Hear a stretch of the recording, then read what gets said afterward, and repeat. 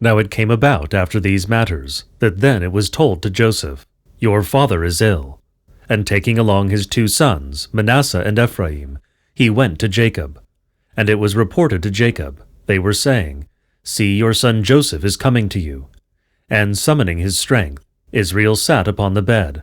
And Jacob said to Joseph, My God appeared to me in Luzah, in the land of Canaan, and he blessed me and said to me, See, I will make you increase and will multiply you, and will make you into gatherings of nations, and will give to you this land, and to your offspring after you, for a perpetual holding. Now therefore your 2 sons, who were born to you in Egypt, before I came into Egypt to you, are mine, Ephraim and Manasseh. Like Reuben and Simon they shall be mine. But the descendants that you may produce hereafter shall be yours. They shall be called after the name of their brothers in their allotments. Now as for me, when I was coming from Mesopotamia of Syria, your mother Rachel died in the land of Canaan, while I was drawing near, by the hippodrome of Kabathra of the land to go to Ephrathah. And I buried her on the way to the hippodrome. This is Bethlehem. And Israel, when he saw Joseph's sons, said, Who are these to you? And Joseph said to his father, They are my sons, whom God has given me here. And Jacob said, Bring them to me, in order that I may bless them. Now his eyes were heavy-sighted because of old age, and they could not see. And he brought them near to him, and he kissed them and embraced them. And Israel said to Joseph, See, I was not deprived of your face, and see, God has shown me your offspring also. And Joseph brought them from his knees, and they did obeisance to him face down upon the earth. Then when Joseph had taken his 2 sons, both Ephraim in his right hand, but on Israel's left, and Manasseh in his left hand, but on Israel's right, he brought them near him. But Israel, stretching out his right hand, laid it on the head of Ephraim. Now he was the younger, and his left on the head of Manasseh, his hands crosswise. And he blessed them and said, The God whom my fathers Abraham and Isaac were well-pleasing before, the God who sustains me from my youth to this day, the angel who rescues me from all evils, bless these youngsters, and in them my name will be invoked, and the name of my fathers Abraham and Isaac, and may they be multiplied into a great multitude upon the earth. Now when Joseph saw that his father laid his right hand on the head of Ephraim, it seemed grievous to him. And Joseph took hold of his father's hand to remove it from Ephraim's head to Manasseh's head. And Joseph said to his father, Not so, father, for this one is the firstborn. Put your right hand on his head. And he would not, but said, I know, child, I know. This one also shall become a people, and this one shall be exalted. But his younger brother shall be greater than he, and his offspring shall become a multitude of nations. And he blessed them on that day, saying, In you Israel will be blessed when they say, God make you like Ephraim and like Manasseh. And he put Ephraim ahead of Manasseh. Then Israel said to Joseph, Look, I am about to die, and God will be with you, and God will bring you back from this land to the land of your fathers. Now I am giving you Shechemah, as something special beyond your brothers, which I took from the hand of the Amorites, with my dagger and bow. Then Jacob summoned his sons and said, Gather together in order that I may tell you what will happen to you at the last of the days. Assemble and hear, O sons of Jacob. Hear Israel your father. Reuben, you are my firstborn, my might and beginning of my children, hard to bear and hard self-centered. You became wanton like water, do not boil over, for you went up upon your father's bed. Then you defiled the couch where you went up. Simon and Levi are brothers. They perpetrated injustice by their choice. May my soul not come into their counsel, and may my inward parts not press in on their company, because in their anger they killed men, and in their passion they hamstrung a bull. Cursed be their anger, because it is self-centered, and their wrath, because it has grown hard. I will divide them in Jacob, and scatter them in Israel. Judah, may your brothers praise you. Your hands be on the back of your enemies. Your father's sons shall do obeisance to you. A lion's whelp you are, Judah. From a shoot, my son, you went up. When you reclined, you slept like a lion, and like a whelp, who will rouse him? A ruler shall not be wanting from Judah, and a leader from his thighs. until the things stored up for him come, and he is the expectation of nations. Binding his foal to a vine, and his donkey's foal to the tendril, he shall wash his robe in wine, and his garment in the blood of a bunch of grapes. His eyes are gladdening from wine, and his teeth are more white than milk. Zabulon by the sea shall settle, and he shall be near a haven of ships, and he shall extend as far as Sidon. Issachar desired the good, resting between the allotments, and when he saw the resting place that it was good, and the land that it was rich, he subjected his shoulder to toil, and became a tiller of the ground. Dan shall judge his own people, as also one tribe in Israel, and let Dan become a snake on the road, lying in ambush on the path, biting a horse's heel, and the rider shall fall backwards, awaiting the deliverance of the Lord. Gad, a raider gang, shall raid him, but he shall raid close on their heels. Asher, his bread is rich, and he shall give delight to rulers. Naphtali is a stem let loose, bestowing beauty by the produce. Joseph is a grown son, an enviable grown son, my youngest son, returned to me, one at whom while deliberating they would rail, and masters of arrows would have it in for him, and their bows were crushed with force, and the sinews of the arms of their hands gave way, because of the hand of a mighty one of Jacob. Thenceforward he was the one who strengthened Israel, on the part of your father's God. And my God helped you, and he blessed you with a blessing of heaven above, and a blessing of earth containing everything, for the sake of a blessing of breasts and of womb. A blessing of your father and of your mother, it has prevailed in blessings over stable mountains, and in blessings over everlasting dunes. They shall be upon the head of Joseph, and on the crown of the brothers whom he led. Benjamin is a rapacious wolf. In the early morning he shall still be devouring, and at evening he shall distribute food.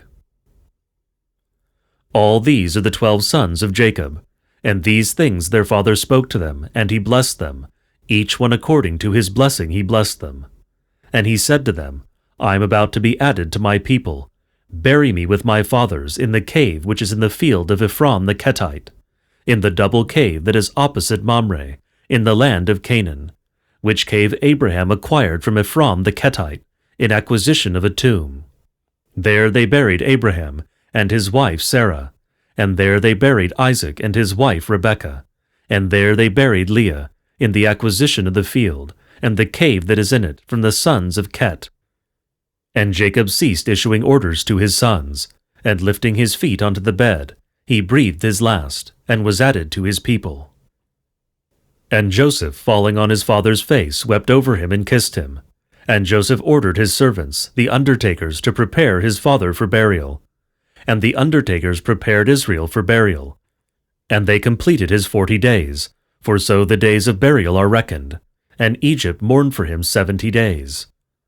Then after the days of mourning had passed, Joseph spoke to the chief men of Pharaoh, saying, If I have found favor before you, speak into the ears of Pharaoh, saying, My father made me swear an oath, saying, In the tomb that I dug out for myself in the land of Canaan, there you shall bury me. Now then, I will go up and bury my father, and I will return. And Pharaoh said, Go up, bury your father, as he made you swear. And Joseph went up to bury his father, and together with him went up all the servants of Pharaoh, and the elders of his house, and all the elders of the land of Egypt, and the whole entire household of Joseph, and his brothers, and all his paternal household, and their kindred, and their sheep, and their cattle they left behind in the land of Geshem. And both chariots and horsemen went up together with him, and the company was very great. And they arrived at the threshing floor of Atad, which is beyond the Jordan, and they lamented him with a very great and strong lamentation, and made mourning for his father 7 days. And the inhabitants of the land of Canaan saw the mourning on the threshing floor of Atad, and said, This is a great mourning to the Egyptians. Therefore one called the name of the place Mourning of Egypt, which is beyond the Jordan. And his sons did thus for him, just as he had commanded them, and they buried him there. And his sons took him up into the land of Canaan, and buried him in the double cave over against Mamre, which cave Abraham acquired in acquisition of a tomb, from Ephron the Kettite. And Joseph returned to Egypt, he and his brothers, and those who had gone up together to bury his father. Now when Joseph's brothers saw that their father had died, they said, "Perhaps Joseph may bear a grudge against us, and requite us a requital for all the evils that we showed him."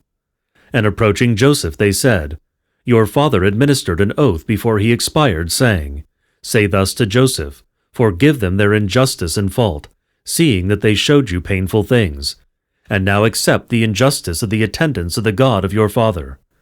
And Joseph wept as they were speaking to him. And coming to him, they said, 'We here are your domestics.' And Joseph said to them, 'Do not be afraid, for I am God's. You deliberated against me for painful things, but God deliberated concerning me for good things, in order that a numerous people might be sustained, so that it might come to be as today.' And he said to them, 'Have no fear. It is I who will sustain you in your households.' And he reassured them and spoke to their heart. And Joseph dwelt in Egypt, he and his brothers and his father's whole entire household. And Joseph lived 110 years. And Joseph saw the children of Ephraim to the third generation. And the sons of Machir, the son of Manasseh, were born on Joseph's thighs. And Joseph spoke to his brothers, saying, 'I am about to die, but with a visitation God will visit you, and bring you up out of this land to the land that God swore to our fathers, Abraham and Isaac and Jacob.' And Joseph made the sons of Israel swear, saying, 'In the time of the visitation with which God will visit you, you shall also carry up my bones from here together with you.' And Joseph expired at 110 years of age, and they honored him with funeral rites, and placed him in the coffin in Egypt. These are the names of the sons of Israel who had entered into Egypt with Jacob their father. Each with their whole household went in: Reuben, Simon, Levi, Judah, Issachar, Zabulon, and Benjamin, Dan and Naphtali, Gad and Asher. But Joseph was in Egypt. Now all the souls from Jacob were 75. Then Joseph died, and all his brothers and all that generation. But the sons of Israel increased and multiplied, and became common, and were growing very, very strong. Now the land kept multiplying them. Now another king arose over Egypt, who did not know Joseph.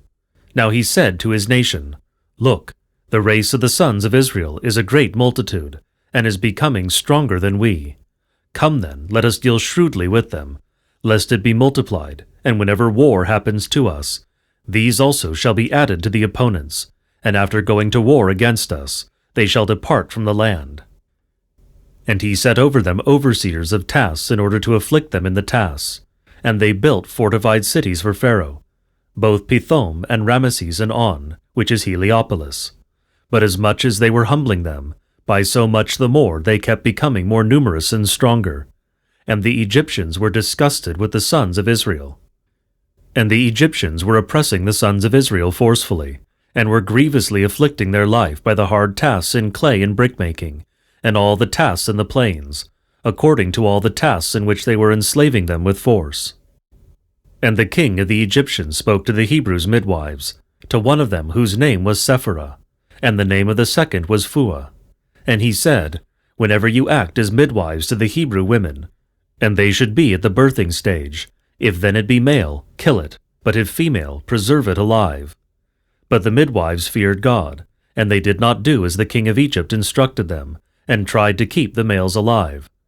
Then the king of Egypt summoned the midwives and said to them, 'Why is it that you have done this thing, and tried to keep the males alive?'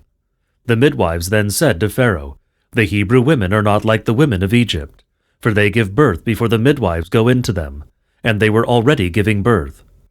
Now God was dealing well with the midwives, and the people kept on multiplying and becoming very strong. Because the midwives were fearing God, they made families for themselves. Then Pharaoh instructed all his people, saying, 'Every male that might be born to the Hebrews, throw it into the river, and every female, keep it alive.' Now there was a certain man from the tribe of Levi, who took one of the daughters of Levi and married her. And she conceived and bore a male child. Now when they saw it was handsome, they sheltered it for 3 months. But when they could hide it no longer, its mother took a basket and plastered it with a mixture of pitch and tar. And she put the child in it, and placed it in the marsh beside the river. And his sister was watching from a distance to learn what would happen to him. Now Pharaoh's daughter came down to the river to bathe, and her attendants were walking beside the river. And when she saw the basket in the marsh, she sent her attendant, and she picked it up. Now when she opened it, she saw a child crying in the basket. And Pharaoh's daughter spared it and said, "This is one of the Hebrews' children." And his sister said to Pharaoh's daughter, "Do you wish that I should summon for you a nursing woman from the Hebrews, and she shall suckle the child for you?" Then she, Pharaoh's daughter, said to her, "Go." But the girl went and summoned the child's mother. And Pharaoh's daughter said to her, "Take care of this child for me, and suckle it for me, and I will give you your pay." Then the woman took the child and kept suckling it. Now when the child grew up, she brought it to Pharaoh's daughter, and it became to her for a son. And she named his name Moses, saying, "I drew him out of the water." Now it came to pass in the course of those many days, when he had finally grown, Moses went out to his brothers, the sons of Israel. And as he observed their toil, he saw an Egyptian man beating some Hebrew from his own brothers, the sons of Israel. Now when he looked around this way and that, he saw no one, and he struck the Egyptian and hid him in the sand. Now when he went out on the next day, he saw 2 Hebrew men fighting, and he said to the one who was in the wrong, "Why do you beat your fellow?" But he said, "Who appointed you ruler and judge over us? You do not intend to kill me, do you, in the same way you killed the Egyptian yesterday?" Then Moses was afraid and said, "Has this matter perhaps become so well known?" Now Pharaoh heard about this matter, and he was seeking to kill Moses. Then Moses withdrew from Pharaoh's presence and settled in the land of Midian. And when he came into the land of Midian, he sat upon the well. Now the priest of Midian had 7 daughters who were tending their father's sheep. So when they arrived, they were drawing water until they filled the receptacles in order to water their father's sheep. But when the shepherds arrived, they were driving them away. But Moses got up and rescued them and drew water for them and watered their sheep. Now they arrived back to Raguel, their father, and he said to them, "Why is it that you were quick to arrive today?" And they said, "An Egyptian man rescued us from the shepherds, and drew water for us, and watered the sheep." And he said to his daughters, "And where is he? And for what reason have you left this man behind like this? Invite him then, in order that he might eat bread." Now Moses stayed with the man, and he gave Sephora his daughter to Moses for a wife. And when she became pregnant, the woman bore a son, and Moses called his name Gershom, saying, "Because I am a resident alien in a foreign land." Now after those many days the king of Egypt died, and the sons of Israel groaned from the tasks and cried out, and their cry rose up to God from the tasks. And God listened to their groaning, and God remembered his covenant with Abraham and Isaac and Jacob. And God looked upon the sons of Israel, and he became known to them.